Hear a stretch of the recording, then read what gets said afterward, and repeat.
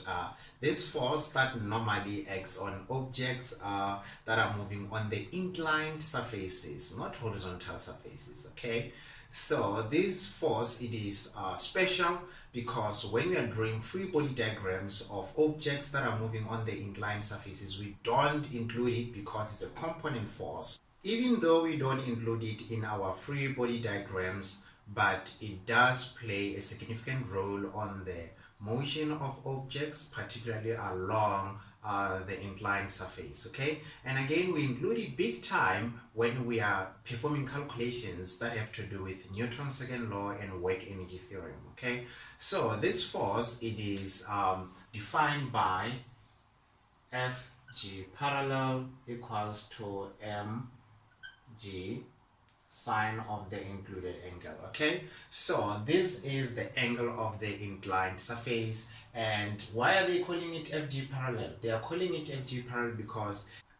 it is in parallel with the inclined surface. Okay, hence here they say it's equal to mg sine of the angle, and this angle is the angle of the inclined surface. Okay, so we know that mg, we are talking about the weight. This is the mass of the object and the gravitational acceleration. We are going to explore more about this force. Why are they calling it mg sine theta, or sine of any type of angle that you can think of? And again, the effects of this force on the motion of objects, either downwards motion or upwards motion along the inclined surfaces.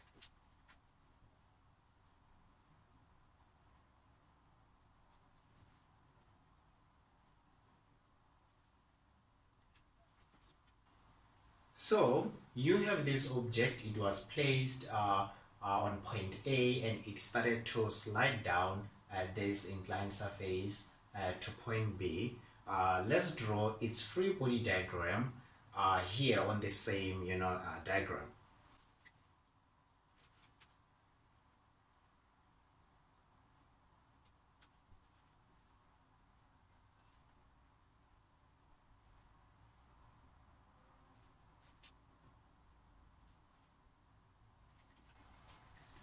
So on our free body diagram, we are not going to have applied force because it is just sliding. We didn't push it, or the object was not pushed. Okay, and again, we are going to have frictional force. I just modified my diagram. We assume that this object is moving along this surface that is rough, which means we expect frictional force to exist between the inclined surface and the object. Okay, so now remember, I said to you, Fg parallel, we don't normally include it in our free body diagram, but it does affect the motion of this object along this inclined surface. Okay, so again, you can see that my Fg or Fw, or the weight of this object, is in parallel direction to the height. Please bear that in mind. And again, we know that our normal force, it is always perpendicular to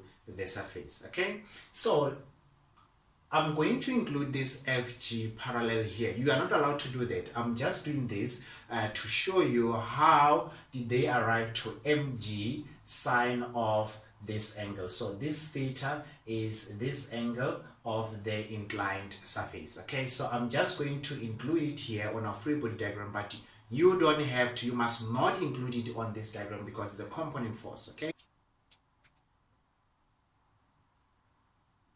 you have to know that this force is always pointing down, right, but in parallel direction of this inclined surface. Okay, it is always pointing down. Either the object is going up or down. Here you can see that Fg parallel will be x component force of the system, and since we have x component force of the system, this means we'll have our y component force of the system. Okay, so I'm going to label this Fy, and this of course will be Fx. In this case, and only in this case, not on the horizontal surface, so in this case Fn is going to be equal to Fy. Let's write it down. So Fn, or normal force, equal to the y component force. Okay, so bear in mind that theta is going to be 30 degrees and Fw equals to mg. Okay, this is the weight of the object. Okay, so our Fw here. To explore more about our Fg parallel, let's break down this Fg parallel, or this x component force, up to here in such a way that it will still be in parallel to this inclined surface. Fg parallel, it is always pointing down. It doesn't matter if the object is going up or down. Okay, so in this case you can see that in this point where this Fg parallel force or x component force meet or intersect with our y component force, they form a 90-degree angle. So you can see that Fg parallel is in perpendicular to our Fy component force. Okay, so this means we'll end up having a right angle triangle. Okay, so we are going to take out this right angle triangle and place it over there so that we can be able to understand how Fg parallel is equal to mg sine theta. Okay,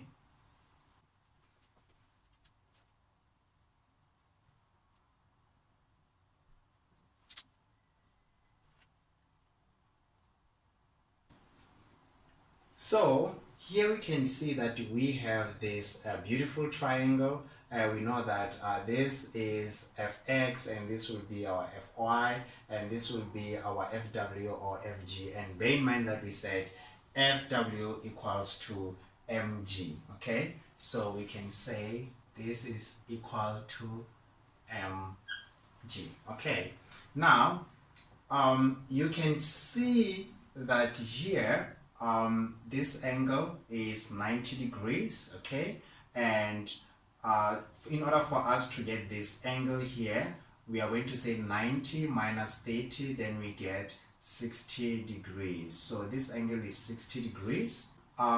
We know that this whole angle here from here to there is 90 degrees. So how are we going to get this angle here? So it's going to be 90 minus 60. So 90 minus 60, we get 30 degrees. Okay, so this means this angle here will be 30 degrees. It will be equal to the angle of the this inclined surface. This angle here will be 60 degrees. Okay, so let's find our Fy. Okay, we know that this is our right angle triangle. Okay, so for us to find line AC or Fy, we are going to use trig ratios from mathematics, which is SOCA 2. So this is sine, cosine, and tangent. We are going to use cos. Of course, we are going to say cosine of 30 degrees equals to your adjacent side will be Fy or AC. So Fy over hypotenuse. Your hypotenuse is going to be mg. So in this case, I'm using mg because we said Fw equals to mg. All right. So let's make Fy the subject of the formula. So you're going to get Fy equals to, you're going to multiply both sides by mg over 1. So this is mg over 1. So multiply by mg over 1. Okay, so your Fy will be equal to mg cos of 30 degrees. But remember, we said 30 degrees is equivalent to theta. Okay, so we can remove this and put theta here, because we want everything to be in the form of variables. So let's find BC, all right? So to find BC, we are going to use sine. Okay, we know that sine is opposite over hypotenuse. So we are going to say sine 30 degrees, sine 30 degrees equals to, your opposite is fx, but let's not use fx, let's use fg. So it's going to be fg parallel, we're using fg parallel, over your hypotenuse is mg. Then you multiply both sides by mg over 1. So it's going to be mg over 1 multiplied by mg over 1, okay? So your fg parallel will be equal to mg sine of 30 degrees. But we said 30 degrees, it is equivalent to theta, okay? So you can see that here our fg parallel, which is the most important force, particularly on the inclined surface, is equal to mg sine theta, mg sine theta, and this is how we derive this force, okay? So on the horizontal surface,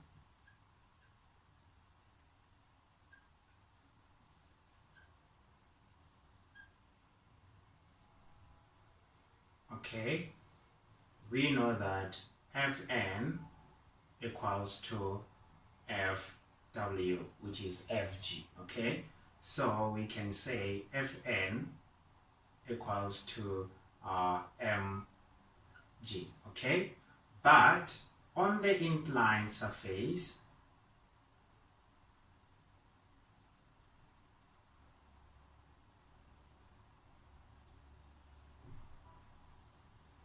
Fn equals to Fy, remember. Then we can say Fn equals to, your Fy is defined by mg cos theta, so equals to mg cos theta, okay? And you know that theta is the angle of the inclined surface, all right? So this information will help you when you're about to deal with any question that is related to kinetic friction, because you have to know that Fk, which is kinetic friction, equals to mu k multiplied by the normal force, okay? So this means on the horizontal surface, your Fk will be equal to mu k, but what is your normal force? Your normal force equals to mg, so it's going to be mu k multiplied by mg, which is the mass of the object and the gravitational acceleration. But on the inclined surface or inclined surfaces, your kinetic friction will be mu k multiplied by, our Fn is no longer equal to mg but equals to mg cos theta, okay? So you have to be very, very careful when you are about to calculate Fk. You ask yourself, is this motion on the horizontal surface? If it is on the horizontal surface, then you're using this formula to calculate Fk, okay, or kinetic friction. But if your motion is on the inclined surface and they say calculate Fk, so this is the formula that you are going to use. Fk is equal to mu k multiplied by mg cos theta. So in this video, we have stated that Fg parallel equals to mg sine of the angle, and this angle we are talking about the angle of the inclined surface, okay?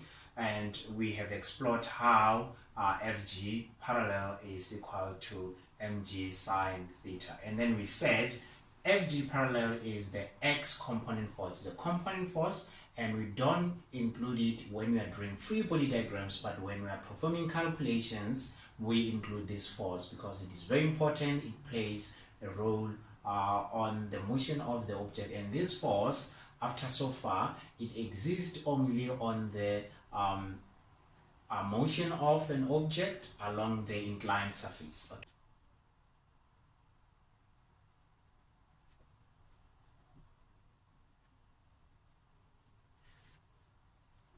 Again, we said on the horizontal surface our Fn equals to Fw or Fg. So this means our Fn equals to mg.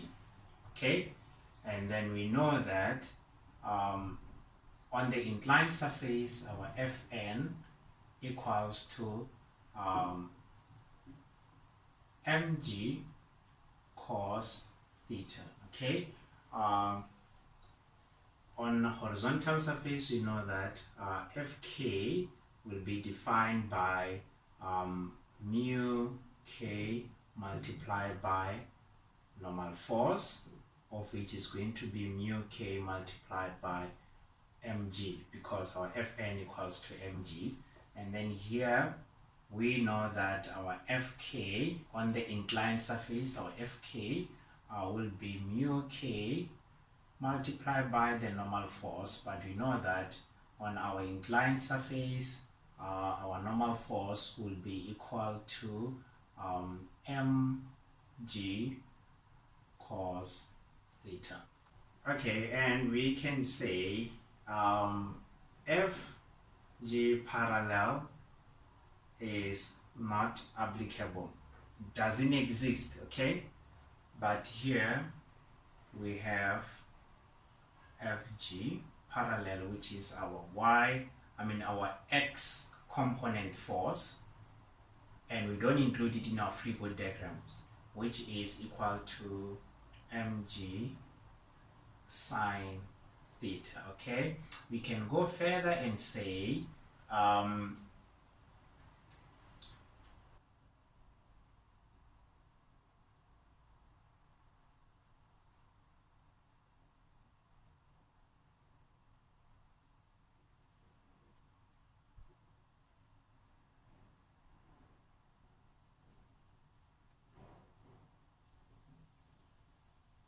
so we can go further and say when the object is moving down the inclined surface, Fg parallel equals to positive mg sine theta. Why?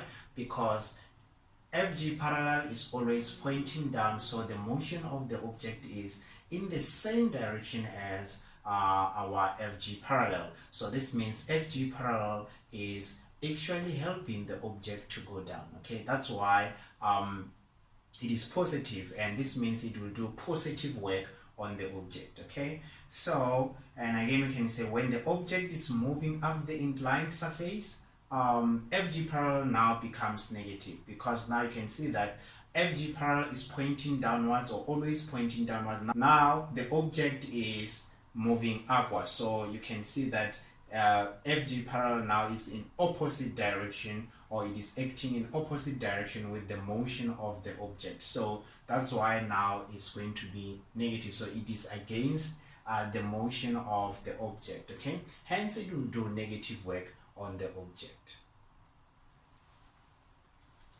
Thank you so much. I think you have enjoyed the video. Until we meet next time.